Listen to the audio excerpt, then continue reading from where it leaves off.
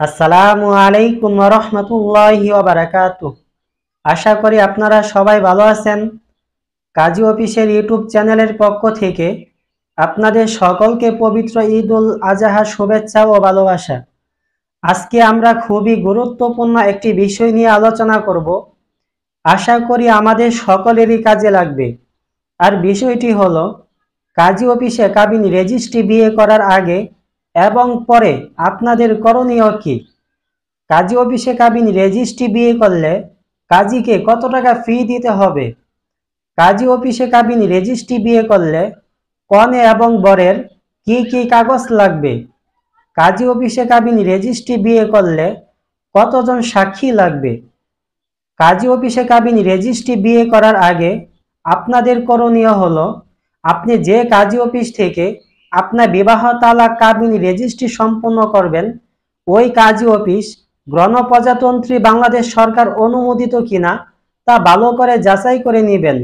আপনি চাইলে বাংলাদেশে যে কোনো কাজী অফিস থেকে আপনার বিবাহ তালাক কাবিন রেজিস্ট্রি বিয়ে সম্পন্ন করতে পারেন।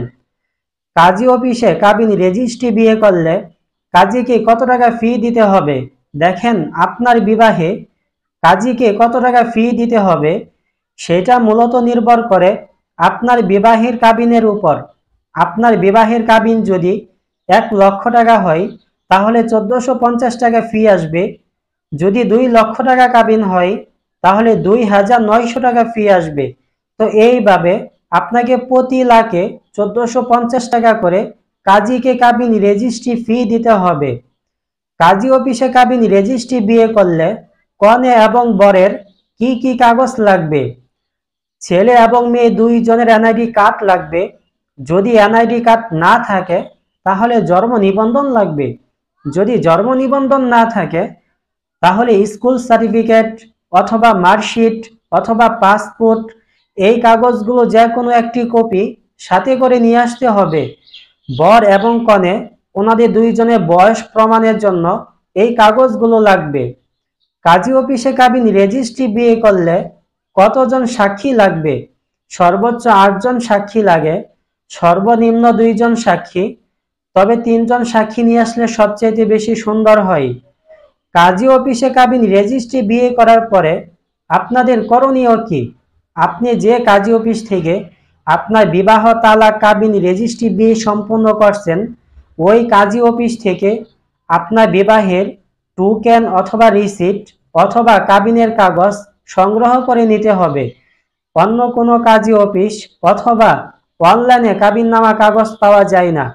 তো আজকের ভিডিও এই পর্যন্তই। যদি আমাদের মাধ্যমে কোনো ভাই ও বোন যদি বিবাহ তালাক কাবিন রেজিস্ট্রি কোর্ট ম্যারেজ হলফনামা করতে চান তাহলে নিচে দেওয়া নাম্বারে অথবা আমাদের ডেসক্রিপশন বক্সে আমাদের ঠিকানা দেওয়া আছে ও ফোন নাম্বার দেওয়া আছে। চাইলে যে কোনো পরামর্শের জন্য আপনারা আমাদের সাথে যোগাযোগ করতে পারেন। যদি আমাদের ভিডিওটি আপনাদের কাছে ভালো লাগে তাহলে আশা করব আমাদের চ্যানেলটি সাবস্ক্রাইব করে আমাদের পাশে থাকবেন ইনশাআল্লাহ। আসসালামু আলাইকুম ওয়া রাহমাতুল্লাহ।